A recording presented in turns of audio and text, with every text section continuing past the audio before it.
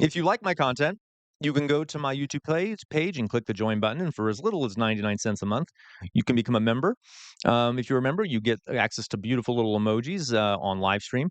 And you will also get a little gesture hat next to your name. You can also support me on Patreon for only $5 a month, uh, which would be very helpful. It's helping me upgrade my equipment and such. All right. And on that note, what we're going to be doing today is we're going to be watching some PragerU videos. I'm going to be reacting to them. PragerU is pretty horrifying. It's basically propaganda. I've only heard negative things about it. I've only ever seen one PragerU video, however, so this will be an interesting experience. I will try my best to give commentary to these videos. The first video we're looking at here is called A Short History of Slavery, and it's 5 minutes long. So let's take a look and see what happens. All right, folks, let's begin. And now for a brief history. Okay, already we have Candace Owens. That kind of discredits it to begin with, doesn't it? And by the way, let's not let's not hide the fact that choosing a black woman to do this video is kind of gross. Um, so anyway, let's continue with that. Of slavery. Here's the first thing you need to know. Slavery was not invented by white people. Um, did anyone ever say that? I've never heard a person say that slavery was invented by white people. It kind of seems like there might be a bias here. Call me crazy. I feel like there might be a bit of a bias here. I'm trying to, some sort of commentary. Okay. Did not start in 1619 when the first slaves came to Jamestown. It existed before then. It did not start in 1492 when Columbus discovered the New World. In fact, I'm sorry. Who's claiming that? Who is claiming that that's when slavery started? Okay. When the intrepid explorer landed in the Bahamas, the native Taino tribe hoped that he would help them defeat their aggressive neighbor. Nope. Nope. I'll be reacting to a Columbus video next. So I won't go too much into that. The point here is that's not true. Maybe they did a bit, but that was not the first thing that happened when he met the Taino. And that's kind of gross. Yeah. You know what? Okay, so let's just continue. The Caribs. The Caribs enslaved the Taino, and on occasion... That's funny. You know the other person who enslaved the Taino? Columbus. Also, there's we don't have much evidence that the Caribs actually did practice cannibalism. That may have been a European invention. So there's that issue too. Served them for dinner. Slavery existed in Africa, Asia, and the Middle East. The word slave act... Yeah, okay, well, that's kind of weird. It basically existed everywhere. I don't know why she limited it to those places. It absolutely did exist in those places. It also existed in Europe. It existed in South America. It existed everywhere. But she seems to be trying to make a point by only talking about, places where there are non-white people. Anyway, okay, so here we go. Actually comes from the Slavs of Eastern Europe. Millions. Oh my God. See, this is going to take forever. This is a lot. Okay, first of all, that is a myth. The historical evidence on this is scant. We don't know that that's where the word slave came from. We don't know if it came from the Slavs, maybe, but that is a historical debate. And obviously, she has a commentary here. She's trying to equate slavery with white people being enslaved. Okay, but that's not true. That's debated. Of them, all white, by the way, were captured and enslaved by Muslims in the 9th century and later by the Ottoman Turks. Okay, there is some truth to that, in that the Islamic empires did, in fact, use slavery. So did the Europeans. So did the Romans. It's interesting. She only mentions the Ottomans. I wonder why. Why do we think she wants to emphasize what the Muslims were doing and ignore what Europeans were doing? Slavery existed when the Roman Empire controlled the Mediterranean and most of Europe from the 1st through the 5th centuries. Slavery existed when Alexander the Great conquered Persia in the 4th century. Notice, though, she's not saying who did the enslaving. She said that slavery existed when the Roman Empire was around. She is not saying that it was the Romans doing the enslaving. Same thing with Alexander the Great. She does not saying that it was Alexander the Great or the white Greeks who did that. Okay, she's just saying it existed. BC. It was so common that Aristotle simply considered it natural. The slave master model was just how the world operated in the great philosopher's day. Slavery existed during the time of the ancient Egyptians 5,000 years ago. As Oh, far back as we can go in human history, we find slavery. yeah. As renowned historian John Steele Gordon notes from time immemorial, slaves were a major item of commerce. Yep. As much as a third of the population of the ancient world was enslaved. Yep. Here's the second thing you need to know. White people were the first to formally put an end to slavery. Okay. Uh, mm, I don't even know what to say about that. This is bad framing. There were various liberation movements for slaves. The point here is that the framing, we all see what she's trying to go with, right? She's trying to make it, she's trying to defend, for some reason, white people. Okay. So there are other times in history where slaves have been freed that by non-white people. Um, so it's not true, but the framing here, I think we can all see where she's going with this. In 1833, Britain was the first country in the history of the world to pass a Slavery Abolition Act. They were quickly followed by France, who in 1848 Okay. abolished slavery in her many colonies. Then, of course, Mhm. came the 13th Amendment in the United States Constitution. After Which, okay, the 13th Amendment did end chattel slavery. However, if you read it, folks, it says at the end of the 13th Amendment that slavery is illegal except as punishment for a crime. So it did not completely outlaw slavery. It allowed slavery in prisons, which is where you get the idea of chain gangs. And by the way, this prompted especially southern states, to do everything they could to criminalize blackness so that they could put as many black Americans in prison as possible and continue using them as slaves. So it is an oversimplification to say that slavery completely ended because of the 13th Amendment. It absolutely did end mass chattel slavery, but again, oversimplification there by all accounts. centuries of human slavery, white men led the world in putting an end to Oh, it's so gross, all this weird talk of white men and stuff. the abhorrent practice. That includes the 300,000 Union soldiers, overwhelmingly white, who died. Why does she have to emphasize that they were overwhelmingly white? There were also black soldiers who fought extremely bravely, and as a matter of fact, I don't wanna say they fought harder than the white soldiers, but they had something that they were actually fighting like, they were really fighting for liberation and things like that. I don't know what anyway. During the Civil War. Now, am I saying that this makes white people better than anyone else? Of course not. My purpose here is to simply tell the truth, and the truth is that human history is complicated. No one, regardless of skin color, stands guiltless. Yet today, Again, okay, so yeah, that's technically true. I will say the type of slavery that was done in the New World was pretty unique because it was not, for example, there was slavery going on in Africa, but it was typically for a limited amount of time, and you'd be freed later. Chattel slavery was specifically ended up becoming specifically racial.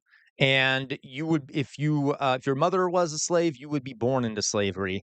That was not something that was, as common around the world, so it almost was more brutal in a lot of ways. Obviously, I'm kind of splitting hairs here, no slavery is good, but yeah. we are never told to consider the murderous Persian Empire or the cannibalism of indigenous tribes of North and South America or the heinous Okay, yeah, obviously she's talking about all these brown people that she is now trying to demonize, talking about the Persians, the Romans, by the way, extremely brutal people. The word decimation, which is a word in English we typically use when we're talking about mass destruction, actually comes from Latin, and it was when Romans would line up every male in a town and kill every 10th male in order to bring that town to obedience if they weren't obedient to Rome.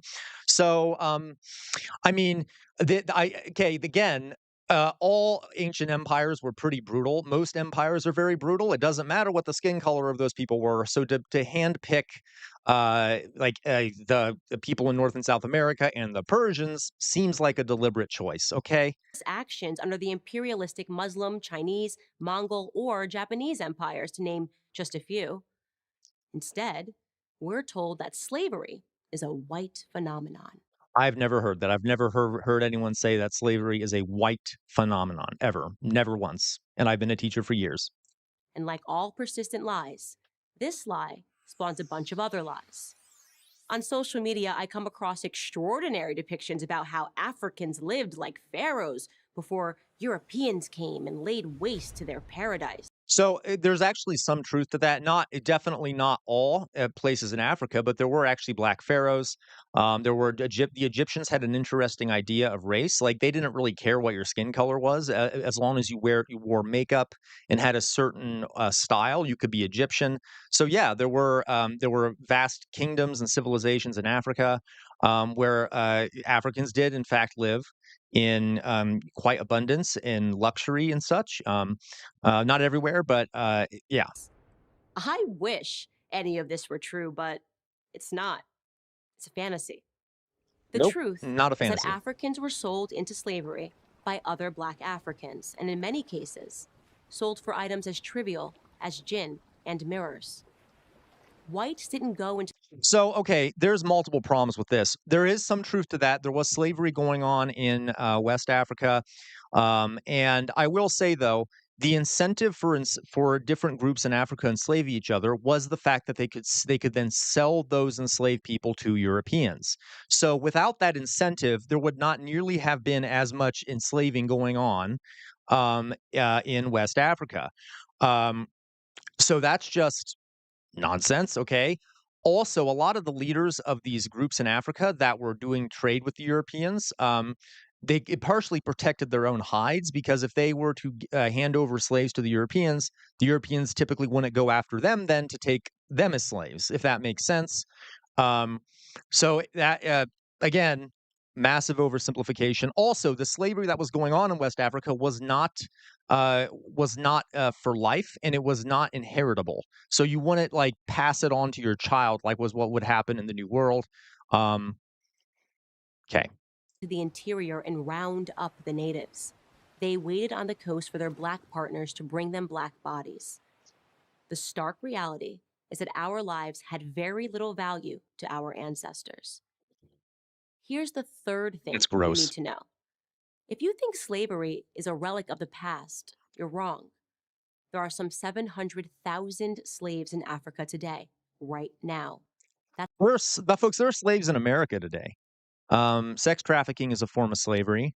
I mean, there's slaves all over the place. It's one of the biggest global industries is the human trafficking. I don't know. Interesting that she is talking specifically about Africa. I wonder why that might be. That's the lowest estimate that I could find. Other sources say there are many more. For context, that's almost twice as many slaves as were ever brought to the United Okay, I'm sorry. That is funny. So Africa, I can't believe I have to explain this to Candace Owens. I mean, yes, I can. Africa is a continent. It is a massive continent. So to compare the number of slaves on a continent with the number of slaves in one country, the United States, is an asinine comparison to begin with. Um, States. Child soldiers, human trafficking, forced labor. These are the conditions that currently oh, this is exist gross. within the same sub Saharan region where the transatlantic slave trade originated. Yeah, and you know what's interesting about that too is the slave trade deeply damaged African societies. Like deeply damaged African societies. It almost did permanent damage with the demographic changes and things like that. A lot of the issues in Africa today can be traced back to the slave trade and the violence it caused, and did cause mass violence. The slave trade led directly and indirectly to millions of people dying in Africa because of wars over slave trading, because of the demographics, the decrease in demographics of people being taken out of Africa. So maybe she should mention that that the white people who were doing the slave trading are part of the reason why there's still a lot of those issues in Africa today. African bodies are being sold today like they were sold then. And no, they are not being purchased by any country of white men. In fact, slavery by any No. Yes, they are. The slavery that still goes on, which is illegal, sex trafficking and stuff, is definitely still being purchased by white men. Jeffrey Epstein, okay. Anyway, traditional definition is exclusively practiced today within non-white countries. this is so gross. Nope, not true. Nope, not true at all. Just racism. She's just doing a racist dog whistle here. But we hear almost nothing about that. Just like we hear nothing about how slavery was universal until good people in Europe and America ended it 2 centuries ago. Why? Because our so-called leaders, black and white, wouldn't profit from it. Black victimhood is nothing if not profitable. It allows Oh, is that the case? Is that the case? I'm going to a black community and ask them if they feel their position of being victims has been profitable for them. Um, Black Americans have less wealth than white Americans. Um, Tons of other stats show that because of the history of slavery and oppression of the black community, they have been economically disadvantaged. That is just a gross lie. Okay. politicians and funds racial grievance groups.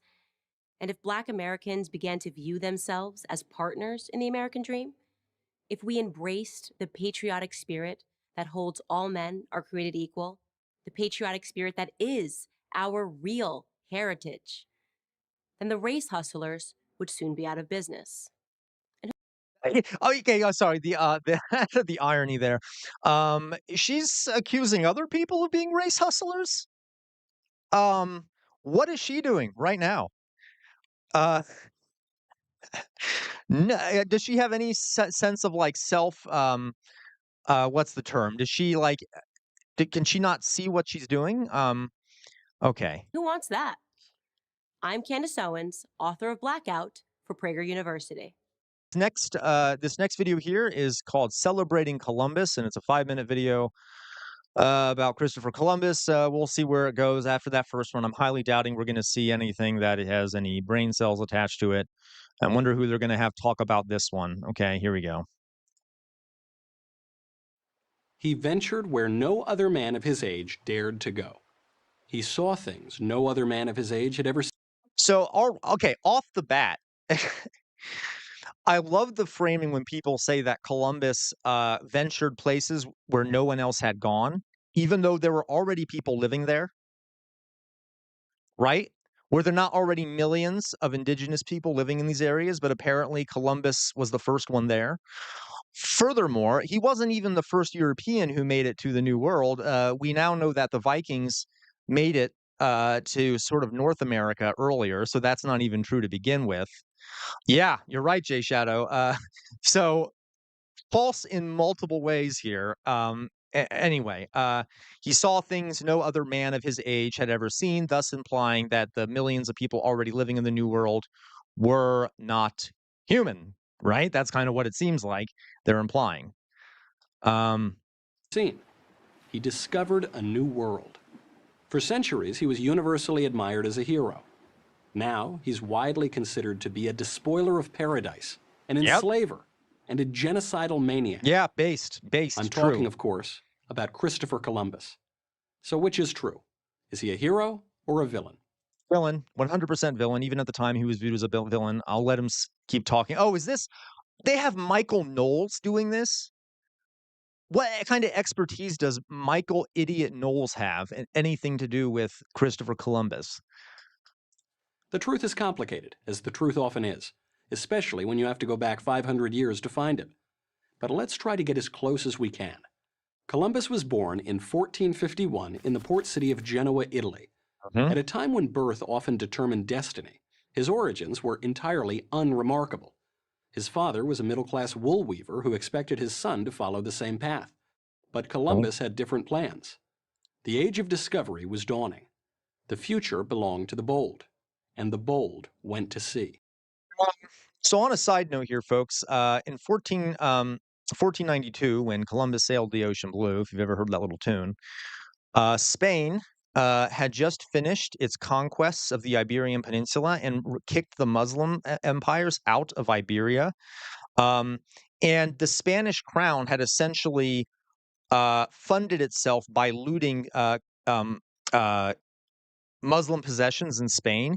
And it might not be a coincidence that it was 1492 when they finished conquering Spain, and then suddenly they start looking all over the world for other places they can loot to consider to continue funding the Spanish crown. So it's more than just there are people that were bold that need to go to sea. Well, they were looking for places to loot, to steal from, so that they could bring more booty back to the Spanish crown. Okay. By the time he turned 30, Well, Columbus had sailed yeah. to Iceland, Ireland, and Africa. Somewhere on his many voyages, he became obsessed with the idea that there was a westward sea route from Europe to India. But there were no And why? Why did he want to? They don't mention this. They don't. Why did they want to go to India? Because of the spices, of the wealth, and the possible booty they could get from there to help fund the Spanish crown, etc. Um, yeah, they make it seem like he was just curious. He just wanted to figure out if it was there and go there. maps to consult, only wild rumors of sea monsters and endless ocean. He put together the 15th century version of a PowerPoint presentation for the King of Portugal, then the world's leading sea power. But the king, heeding the advice of his experts, turned him down. It simply couldn't be done, the experts told the king. It was pure speculation, and an expensive one at that. So Columbus took his plans to Spain. But King Ferdinand and Queen Isabella weren't interested either, at least not at first. Columbus persevered. After 8 years, they finally relented. They gave the explorer 3 small ships. There was a time when every school kid knew their names: the Nina, the Pinta, and the Santa Maria, and the year in which Columbus set sail, 1492. Except for a compass and the stars, Columbus had virtually no navigation tools at his disposal. He was, to mix metaphors, flying blind. He was heading west. That's about all he knew. Once the ships left the Canary Islands, they were on their own. His crews stayed loyal for the first week, but by the 3rd week, they had lost their nerve. Columbus, however, never lost his. Yeah, by the way, the reason they lost their nerve is because Columbus was going into the dark, right? They didn't know where they were going, and yeah, his crew members started like, "Is this guy crazy? Like, is there even like, are we just gonna die out here?" And Columbus was threatening them and such. On a side note, folks, just to give you a taste of Columbus's character, uh, he made a promise that the first person to see land would be granted a reward. All right, the first person on these ships that saw land would be granted a reward. Well, one night, one of these guys was looking out and they saw land, and Columbus hadn't even woken up yet. And after Columbus wakes up and goes on board the ship, that sailor goes up to him and goes, "Hey, I saw land. It was over there." And you know what Columbus does, because he didn't want to have to actually pay out that money? He goes, "Oh, well, I saw it last night actually, so none of you get the money." I know that's a small thing, but that kind of shows you how his character, okay? By sheer force of will, he kept his men in line.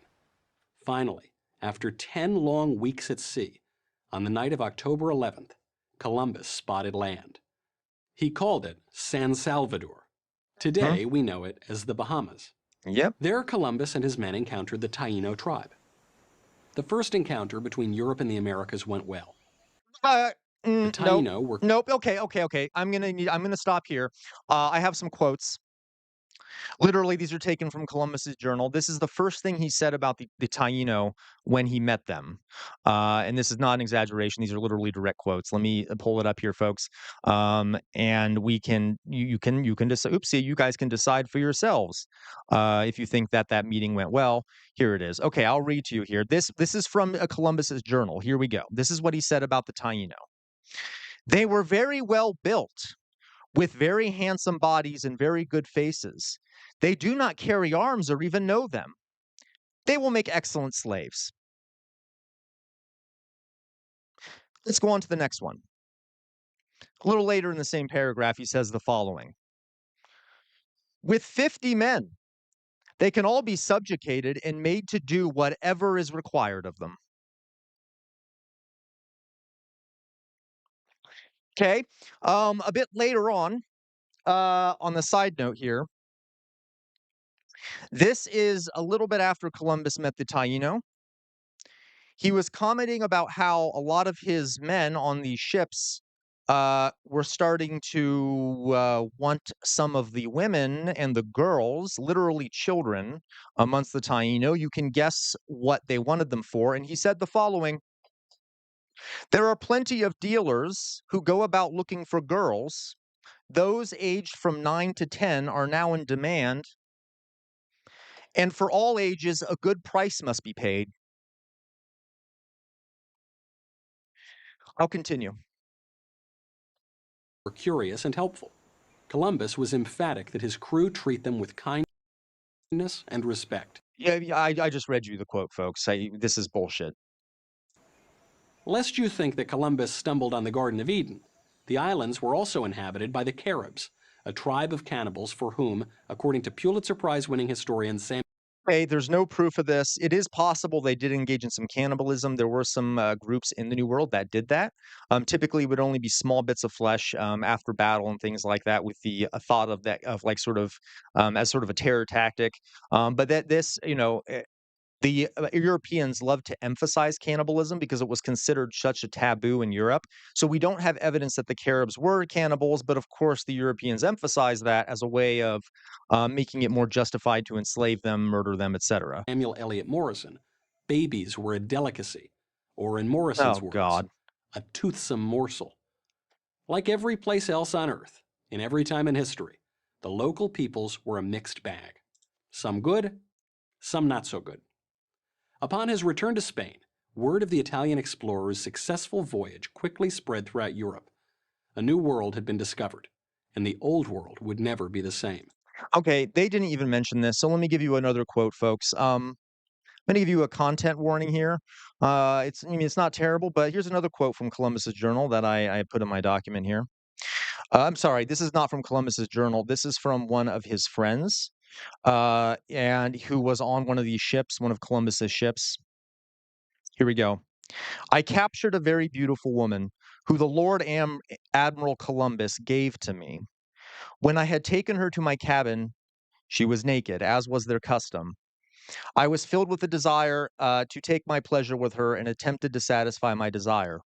She was unwilling, and so treated me with her nails that I wish I had never begun.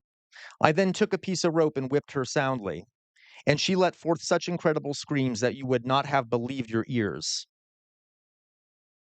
Eventually, we came to such terms, I assure you, that you would have thought that she had been brought up in a school for whores.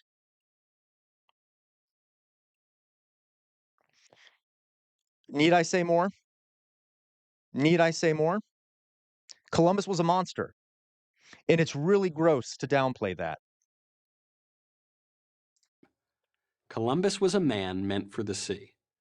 On land, he was easily outmaneuvered and betrayed by professional politicians and bureaucrats. It is on their dubious, self-serving accounts that modern attacks on Columbus's reputation are based. In his own day, these attacks made the explorer's life a misery. Yeah, as a matter, I told you, even people at the time thought he was disgusting. Anyone curious, look up Bartholomew de las Casas, who wrote a scathing letter to the Spanish monarchy, basically detailing the crimes of Columbus, and rightfully so. Okay, and yeah, they made his life more difficult. I don't really give a shit. Okay, if it were me, I would have had him beheaded. Okay, that shows how bad he was. That there were people at the time even that were like, wow, this guy's a monster. Columbus was not blameless. He sold natives into slavery. But the explorer did not invent slavery, which was common around the world long before and long after Columbus's time. As for the charge of genocide, there was no genocide. There were atrocities. As I've said before, folks, there's nothing quite as disgusting as genocide denial. The Taino are basically non-existent anymore, a combination of enslavement, disease, and murder. There are many different groups of Native Americans who no longer exist anymore because of Columbus, the slavery, the murder. It's just factually inaccurate. Every historian would agree it was genocide. It's just a lie. Atrocities, most occurring after Columbus was dead and gone. There was also widespread intermarriage between the Spaniards and the natives, which eventually led to the people we now call Hispanic or Latino. Um, Yeah, most of the time those marriages were forced, and by the way, a lot of those children were not from consensual relationships. Um, yeah. It's unfair to focus only on Columbus's sins. It's also unfair to judge someone who lived 500 years ago by today's standards. His own assessment of his actions is much more revealing. Let those who are fond of blaming and finding fault, while they sit safely at home, ask, why did you not do thus and so? Well, there's a reason why Columbus has so long been celebrated, Uh, why so many statues, schools, towns, cities, a national holiday, an Ivy League university, and even a country bear his name. It's this simple fact. When we celebrate Columbus, we celebrate the arrival of Western civilization to the Western Hemisphere. And if you can't celebrate... okay, here's more of that Western civilization crap. He invented. Okay, yeah. Well, hey, let's say that. Let's say he did bring Western civilization to that hemisphere. We all know what Western civilization looks like now, don't we? Slaughter, slavery. Okay. Um, and by the way, I love the framing here that they're claiming that, like, what he mentioned, how Columbus introduced slavery. Yeah, no one claims that. No one is claiming Columbus introduced slavery. It had been around ages before that. I've never heard a person say that it was Columbus that did that. Celebrate that. It says much more about your moral compass than about history's greatest explorer. I'm Michael What? Knowles, host of The Michael Knowles Show, for PragerU. Wait. He's saying that not wanting to celebrate Columbus says a lot more about your moral compass. Well, that is true, but I doubt he means it in the same way I would. Okay. University. This Okay. Oh, video okay. Disgusting. Absolutely disgusting. Gross propaganda. All right. Okay. This next video here is called "Why America Must Lead." I don't really know what they're referring to. I don't know if there's a particular time period they're referring to, but we'll take a look here. Okay. The world is on fire. The Middle East is being torn up by war and terrorism that have forced millions of people to flee. Syria looks like the disaster of a generation. Iran seeks to dominate the region and openly declares its Oh intention boy. to wipe Oh a boy. sovereign nation off the map. While in Eastern Europe, a resurgent Russia has seized Ukrainian territory by force of arms. China is flexing its muscles against. I'm sorry. I just got to point this out. The name of this video, Why America Must Lead, talking about Russia invading a sovereign country, Ukraine, which absolutely is a war crime, and it's an imperialist action. It is murderous. Putin is a maniac.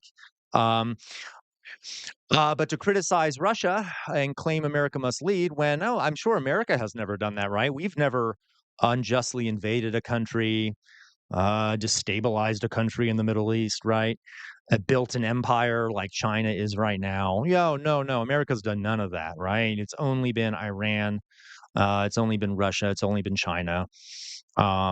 Okay. Its neighbors around the South China Sea. There is only one nation in the world capable of putting out these fires. That nation is, of course, the United States. Oh, yay for us Many all, Americans yay. will argue, understandably, that this is not fair.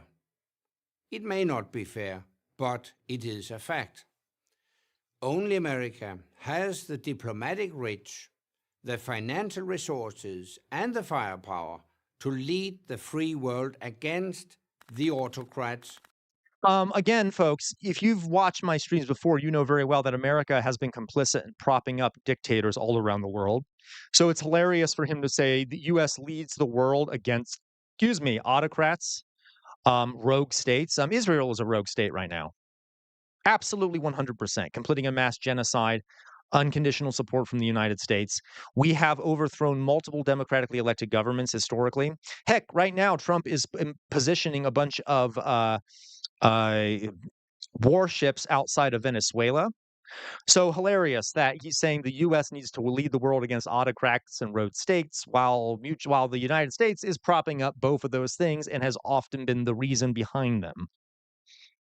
Rogue states and terrorists that are trying to overwhelm it. Terrorist? Oh, okay. Well, I don't know what you would call drone strikes, folks, but that's state terrorism. Okay, the United States has done terrorism. If anyone wants to look up what the United States did in Latin America, look up Operation Condor, where we funded terrorist right-wing groups and stuff in order to suppress the left in Latin America. The CIA has done terrorist attacks. Okay, so this again, funny. As the Prime Minister of Denmark from 2001 to 2009, and the Secretary General of NATO from 2009 to 2014, I know how important American leadership is. I've seen firsthand what happens when America tries to lead from behind instead of leading from the front. A case in point, Russia illegally and Okay, so I see where he's going with this. He is actually, I will say, he is partially right about this. The Crimea, Putin invaded the Crimea and annexed it during the Obama administration. And when you have an autocrat that does something like that, the last thing you want to do is appease them and let them get away with it, okay? Obama kind of did. He did start supplying Ukraine with some weapons, but he sort of let Russia do that. Again, I'm not saying I want the United States to be, this empire that does all this thing. I think the world should have stood up to Putin. But I get his point on this one. Next Crimea in March 2014, the first gunpoint land grab in Europe since the end of World War II. U.S. Secretary of State John Kerry called it an unbelievable act of aggression. He went on, "You just don't, in the 21st century, behave in 19th century fashion by invading another country on a completely trumped up pretext." Oh my God, have you guys ever heard of the Iraq War? You just don't, in the 21st century, behave in the 19th century by invading another country on a completely trumped up pretext, like, I don't know, weapons of mass destruction. Oh gosh, John Kerry telling on himself, telling on the United States there. I know he's not referring to that, but hilarious. This might be an admirable statement of principle, but as a guide to policy, it is dangerously naive, because whether it was believable or not, it happened. The first half of the 20th century was the bloodiest in human history. Yeah. That was before America became a global superpower. Since America's ascendancy, the major world powers have coexisted in relative peace. He's misidentifying the reason for this, okay? During World War I and World War II, a lot of the other powers of Europe destroyed themselves twice, which basically left an opening for the United States to become the global power. On top of that, there was another global power. There was the Soviet Union. It wasn't as strong as America, but also it is hard for big countries to engage in massive conflict when they have a boot on their neck in the form of the American empire or America's nuclear prowess and things like that. So there have been studies that show the invention of nuclear weapons. There was actually a massive decrease in the amount of people that died in armed conflict because now the big powers don't want to fight each other because they have nukes. That being said, it also keeps us always on the edge of global extinction because of nukes. Not sure if that's a good trade-off. I suppose partially, but anyway, yeah. So also, by the way, the Roman Empire under Caesar Augustus implemented something called the Pax Romana or the Pax Augusti, which basically was like the Roman peace. But yeah, they caused peace because they had occupied and they had controlled all the people that would have been fighting anyway. Okay. Now that peace is threatened, and America must step forward again. Simply put, no one else can do it. Europe is too weak and divided to lead the world. The free nations have an essential role to play, and But I don't really understand the assumption here. So, are we assuming there needs to be one superpower that does control everything? It is possible to have a multipolar world. We're actually heading in that direction. I'm not sure why we need to have one global imperial power, one global power here. It's like he's assuming that that is necessary. they must shoulder their full share at the cost. But only America has the credibility to lead. Do we? Do we have the credibility to lead, folks? I'm so tempted to talk to chat right now, but I won't. But okay. This is not just about money or manpower. It's also about morality. Oh God, here we go. Only America has the moral Oh. greatness to lead the free world, not for the sake of power, but for the sake of peace. Yet the US will only be able to ensure peace if its leaders act with conviction. If the world So do we think that okay, yeah, I guess apparently America is this moral, city on a hill type thing.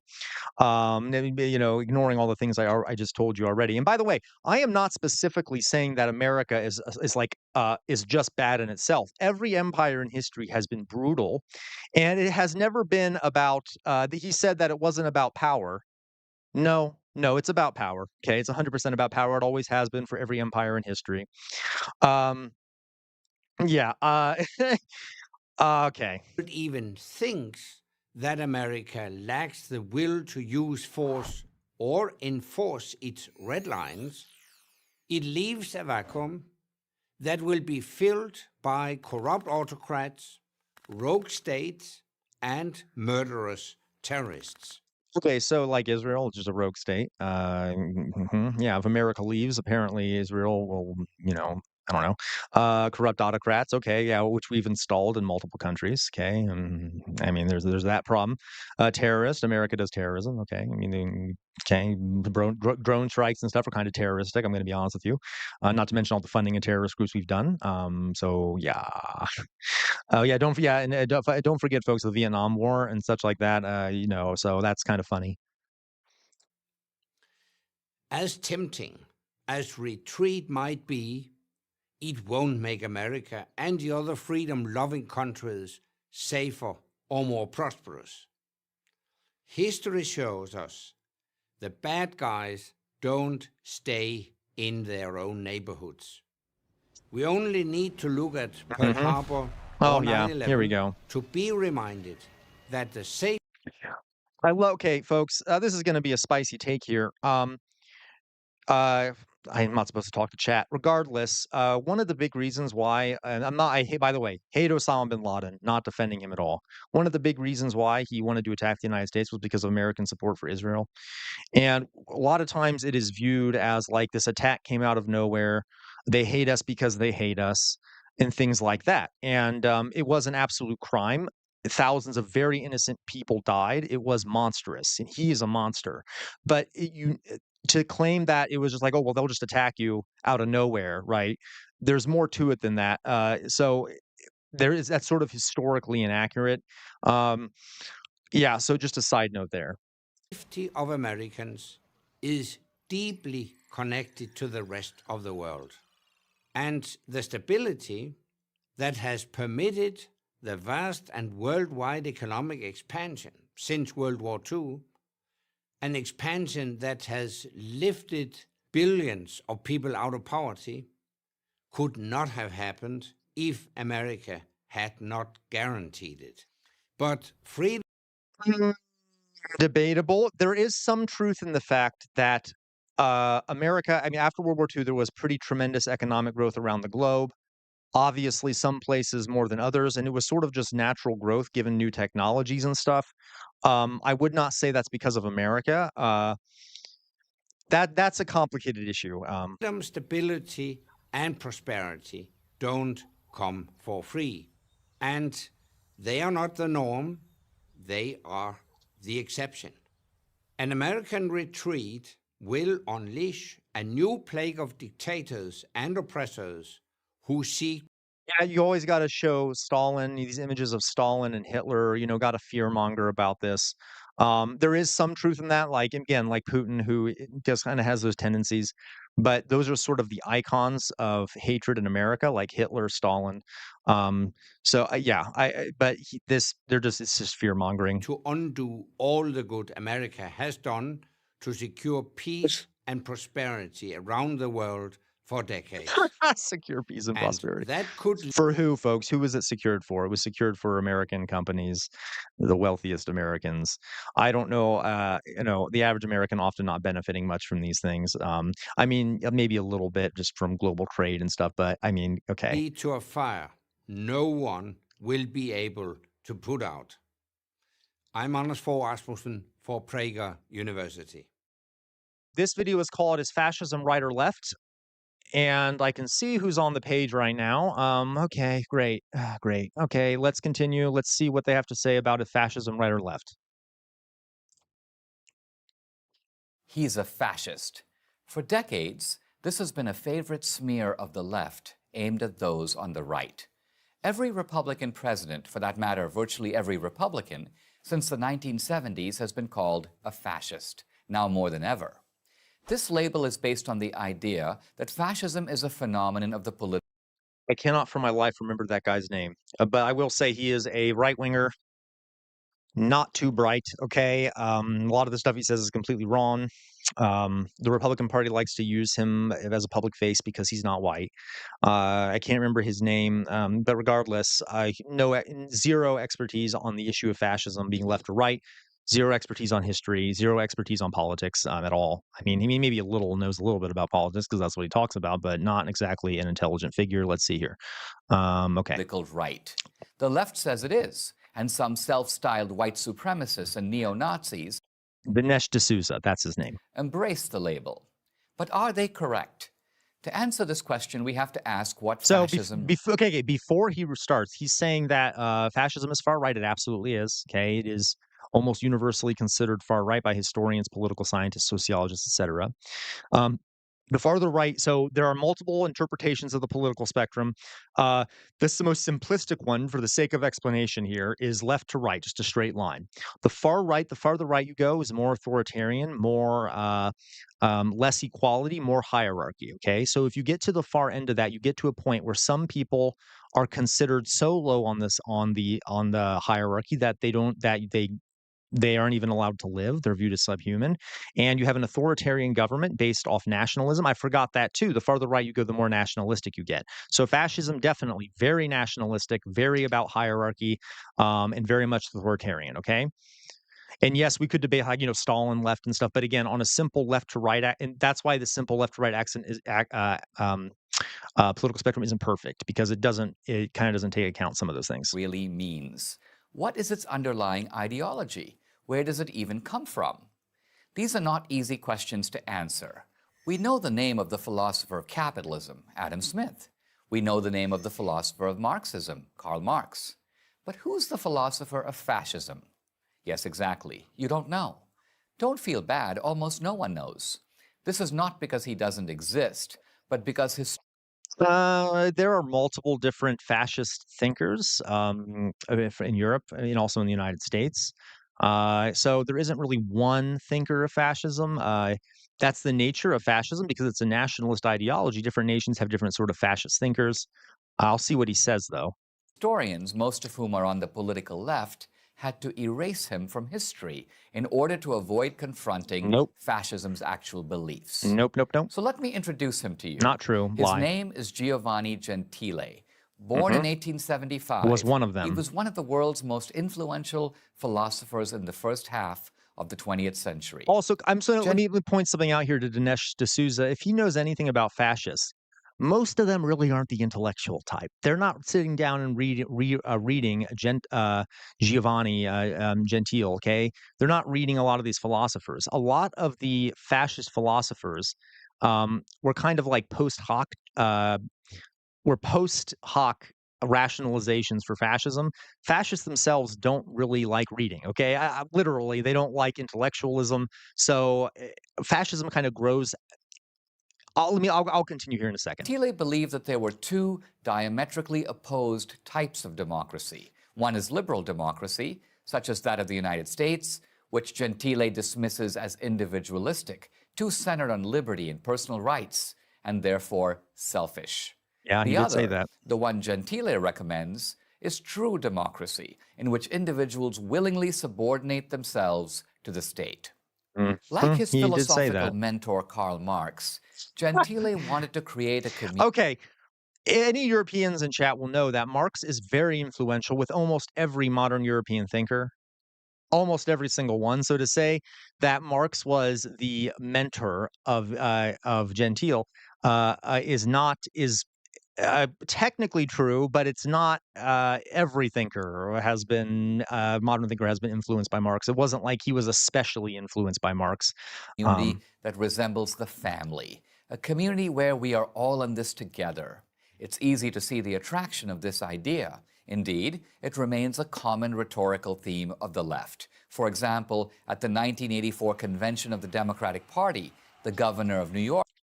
That's not true. So fascists, their idea of family and community is to get rid of class. I mean, to have classes, but make it so that those classes aren't fighting anymore. They unite them around the idea of a nation. Okay, so like no, there's no class conflict between the poor and the rich, the owning class and the working class. We are all one nation, so we can ignore that difference. That is not the same as liberalism. Now, it's a bit more complicated than that. I'm kind of nitpicking here, but we'll go. Mario Cuomo likened America to an extended family, where, through the government, people all take care of each other. Nothing's changed.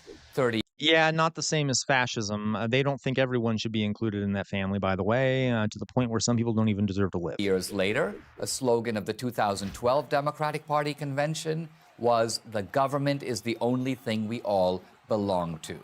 They might as well have been quoting Gentile. That's bullshit. Now remember, Gentile was a man of the left. He was a committed socialist. For Gentile, Again, any European in chat knows that there have been a lot.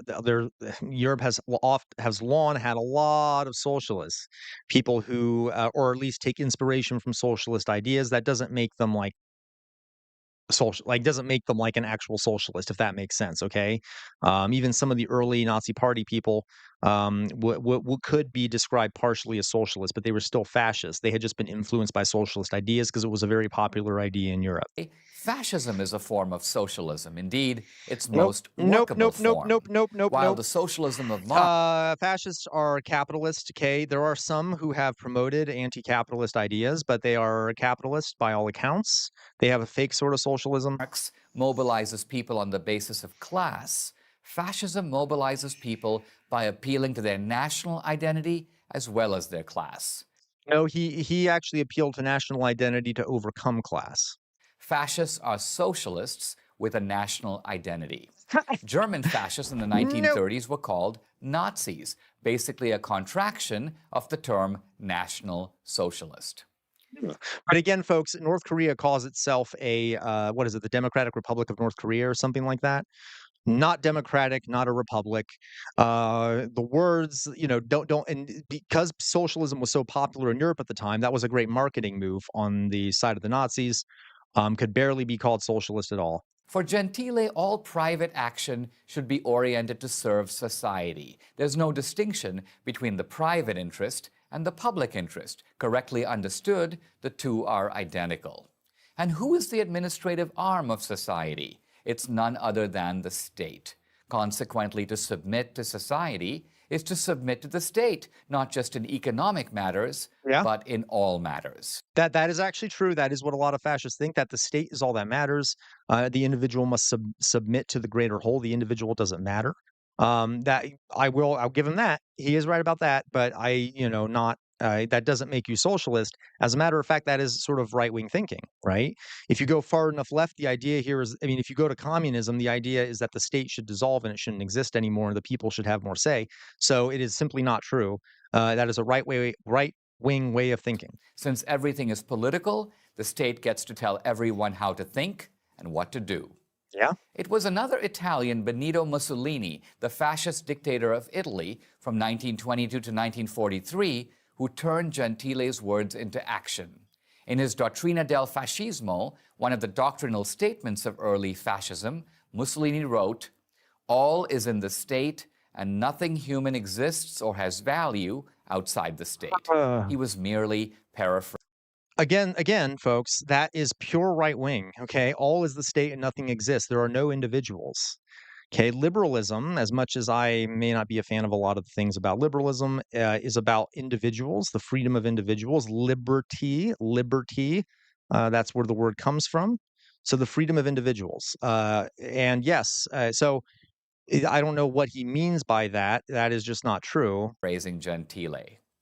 The Italian philosopher is now lost in obscurity, but his philosophy could not be more relevant because it closely parallels that of the modern left.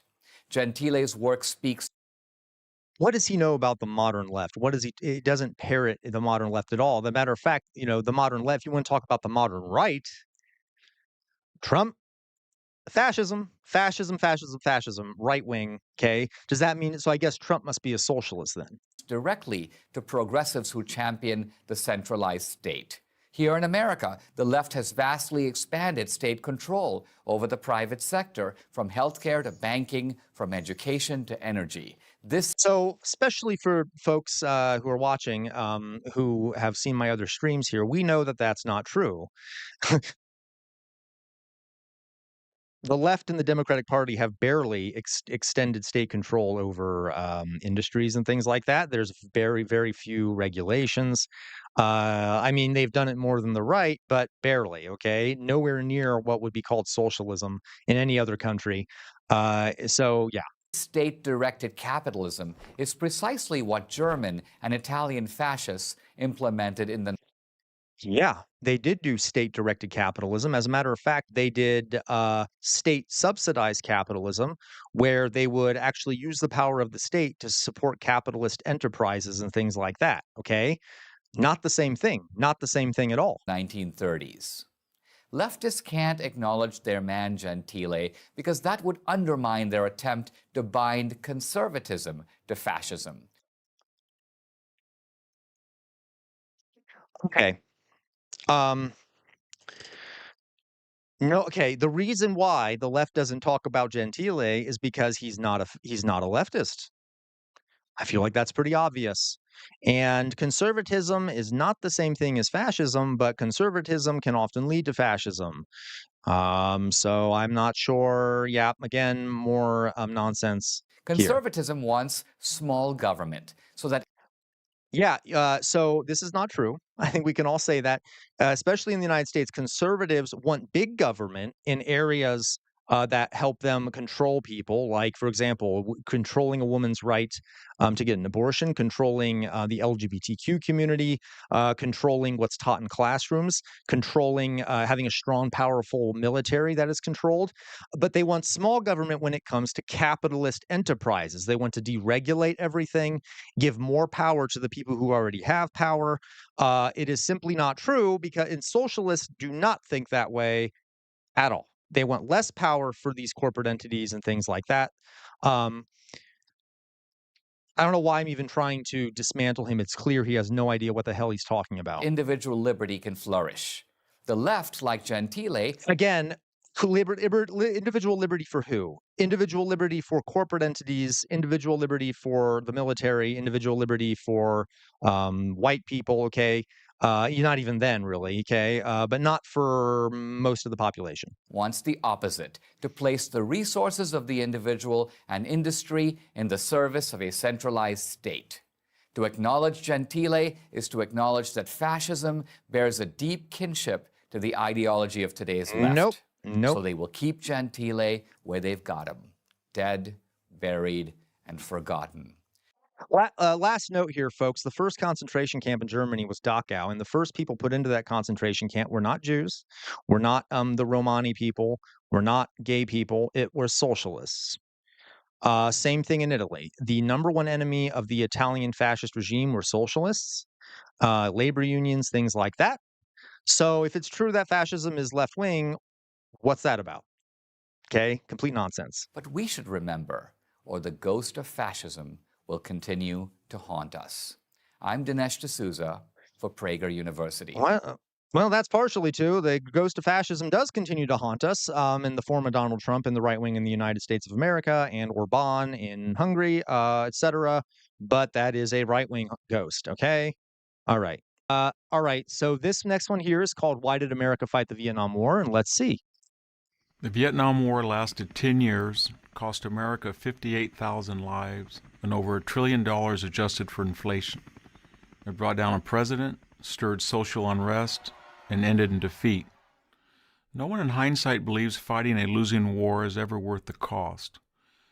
Yeah, I'm with him so far. Definitely did bring down a president, definitely did cause social unrest, and definitely ended in a defeat. Okay. Hey, if we just keep talking about it this way, I'm on board. Okay, let's see what he does. Consequently, the Vietnam War is usually written off as a colossal strategic blunder and a humanitarian disaster.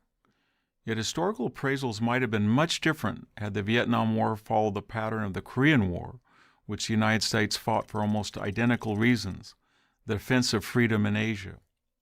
The U.S. had military advisors in Vietnam. No. Okay, the United States didn't fight the Korean War for defense of freedom in America in Asia. It was to protect American empire essentially, and to ensure that the Soviet Union and communists didn't have increased influence in Asia. Not about freedom not about freedom in Asia. Just look at who they installed as a dictator of South Korea. That was not a freedom thing. Okay, that is a complete lie. 100% not true. Yeah. During the 1950s, but didn't become involved in a major way until 1963. That's debatable. They were involved. They were involved. They actually, yeah. Okay. President John F. Kennedy firmly believed in the domino effect, the foreign policy theory that vulnerable nations without help would fall one after another, like dominoes, to external communist aggression. Kennedy thus hoped to stop Soviet and Chinese-backed communist invasions in the manner President Harry Truman had in Korea by taking a stand in Vietnam. As with Korea, was a war the United States did not seek. As with Okay. I'm going to start by talking about something real fast here. Vietnam, before there was a North and South Vietnam, had been under the occupation of the French as part of the French colonial empire. They were, to them, this war was about national liberation. It was a war for freedom from colonial overlords.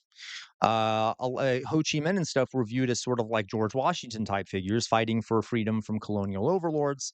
And the South was sort of propped up by the West in order to prevent complete and utter decolonization there. Um, so, yeah, okay, yeah. And by the way, the Vietnamese actually defeated the French at a battle called Dien Bien Phu, where they pushed out the French colonial empire, and then America comes in, and Ho Chi Minh was begging America, please help us with our independence. He actually really respected America, and he viewed it as a nation fighting for the freedom of peoples. He was wrong about that, unfortunately, and he begged America for help. America did not help him. Okay, they sought America backed the French. They backed colonialism still within Vietnam. All right. So the United States did seek conflict. They were trying to keep Vietnam as part of this sort of colonial possession, okay? Korea, Vietnam presented no imperial advantages, no natural resources, or resources of any kind that the United States needed to protect or wished to obtain. As with Korea, the aggressor was a communist government.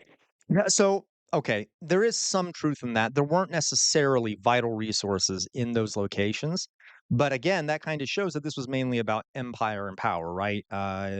It was sort of a conflict between two empires, almost three empires, Soviet Union, China, and America, okay, trying to maintain their imperial possessions and their control over these regions. The North intent on taking control of the South, and its military crossed an internationally recognized border to do so.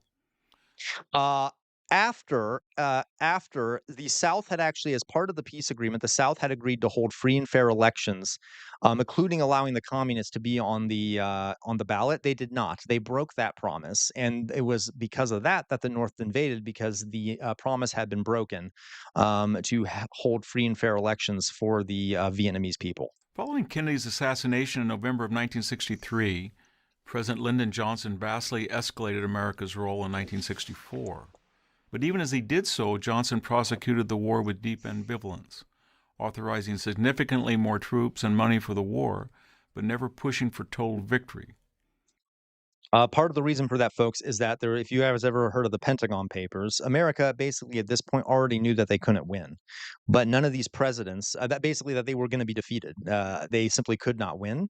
The only way to really win would have been to exterminate every Vietnamese person. I'm not joking, because the communists are very popular. But none of these presidents wanted to end the war, because that would have made them appear to be the president that lost the war. So they had no problem sending in thousands of American troops to die. They had no problem killing thousands of Vietnamese people for this political purpose, even though it was already very clear that America would not be able to win the war. In contrast, the North Vietnamese never wavered. They ignored every one of Johnson's many offers to negotiate a settlement. Because they were winning. They were winning, okay? They had no reason to accept his offers. They were winning. By 1971, the war was at a stalemate, neither side able to establish a clear advantage. The President, Richard Nixon, pursued a two-pronged strategy: to turn over combat operations to the South Vietnamese and to bomb North Vietnam. The effort brought the communists to the Paris peace talks, and by 1973, the North agreed to a general settlement, establishing... Oh, they're missing a lot there, like the illegal bombing. First of all, the mass murder that this bombing did, firebombing mass swaths of rainforest with napalm, bombing population centers, killing thousands of civilians. How much you want to bet, folks? I'm not even going to mention the My Lai massacre. Not only that, Henry Kissinger, who right now is burning in hell, promoted the bombing of the neighboring countries, which were not involved in the war, Laos and Cambodia, illegally bombing those countries in order to stop North Vietnamese troops and such from coming down into South Vietnam. Many war crimes committed, many other atrocities committed there. Okay, and I'm not saying that the North was perfect. They massacred a lot of people, but my point being here that they're skipping a lot of stuff that went on here. And by the way, another thing that America did that they didn't even mention is that they set up these fortified settlements in an effort to prevent the Vietnamese from joining the communists. And they basically took people away from their farms and forced them to live in these camps away from their farms. And what do you expect to happen there? People weren't getting food, things like that. So America did nothing but make the population of Vietnam hate them even more and want to side with the communists even more. It was an endless cycle, and it was impossible. They couldn't have possibly won. The America just made it so wouldn't have ever won. There was too much popularity amongst the communists. Two autonomous Vietnamese nations, one communist, one non-communist, in the manner of North and South Korea. However, the Watergate scandal, the subsequent resignation of President Nixon, and the Democrats' sweeping congressional victory in the 1974 midterm election all helped to convince the North Vietnamese that America would not enforce the peace agreement. Yeah. Yeah. By the way, it is thought, now this is debated historically, do not take my word on this. There are a lot of historians have different views on this. Nixon, in an effort to win his election, was likely in communication with the North, telling them to not end the war until he was elected, because then he would give them a greater deal. And he wanted to do that because he wanted to make Johnson look bad. And then on top of that, he wanted to be able to take the credit once he was elected, but of course he reneged on that. If that's in fact what happened, there is debate on this. Don't take my word on that, because Nixon was a monster, obviously. And he didn't enforce the peace deal. So okay, we'll continue. Right. Without U.S. air support and material aid, the South Vietnamese had no chance against the North. Well supplied by... And yet, folks, America had no chance against the North at this point, okay? Like I said, during the Pentagon Papers, it was revealed that for many presidential administrations, it was already acknowledged that America wouldn't be able to win the war.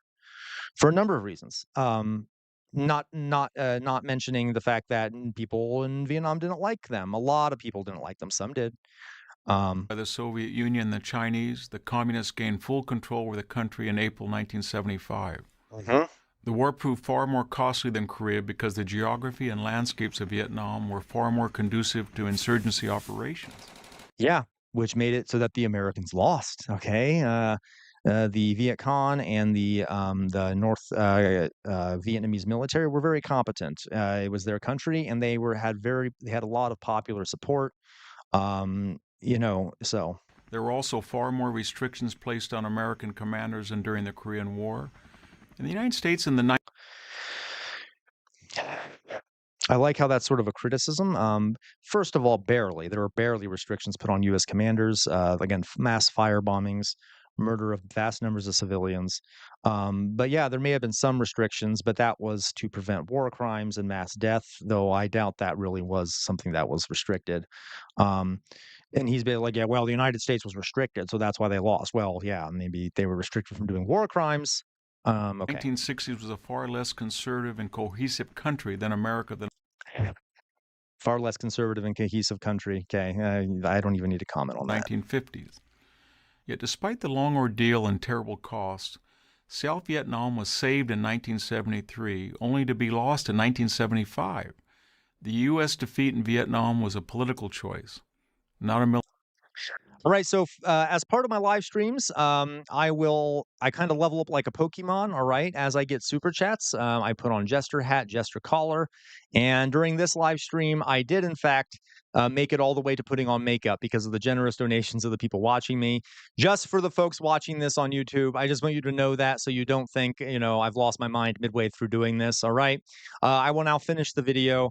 Let's get it going. Had the U.S. protected...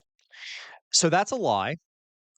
Historians would agree that it was a military defeat. It was also a political necessity, but it was largely a military defeat as well. Had the U.S. protected an independent but vulnerable South Vietnam in 1973 and 4, that country would have most likely followed the model of... No, so South Vietnam was extremely corrupt. There was a lot of corruption there. By the way, the United States supported the overthrow of a few governments that they thought weren't keeping South Korea strong enough, which just further destabilized it. South Korea was not really a functioning state, which is why, as soon as the United States left, the North was able to just take over it. South Korea. Millions of Southeast Asians would not have become boat people and refugees or have been sent to the gulags and re-education camps. So this, just to let you all know, after this North Vietnamese took over South Vietnam, there were very few reprisals. I'm not joking, look it up. They did send people to re-education camps, obviously horrific, but you would expect there was all this fear that the North Vietnamese would start massacring civilians and stuff. They actually didn't.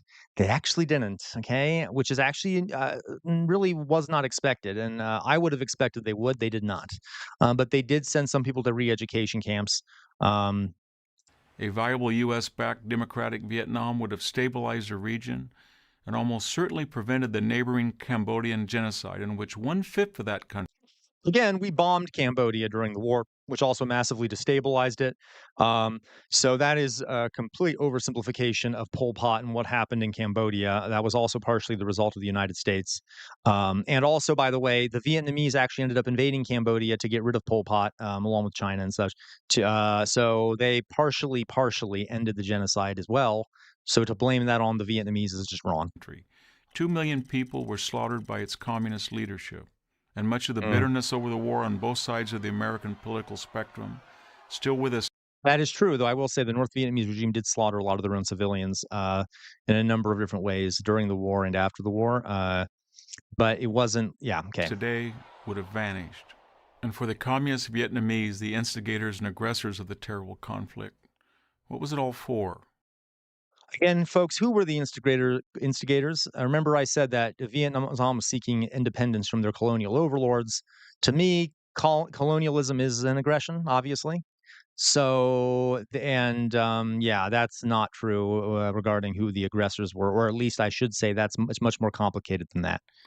Today, ironically, the Vietnamese government aspires to nothing more than the capitalist affluence that it once reviled. I'm Victor Davis Hanson of the Hoover Institution for Prager University. Okay, another nonsense video with nonsense history in it. Okay, folks.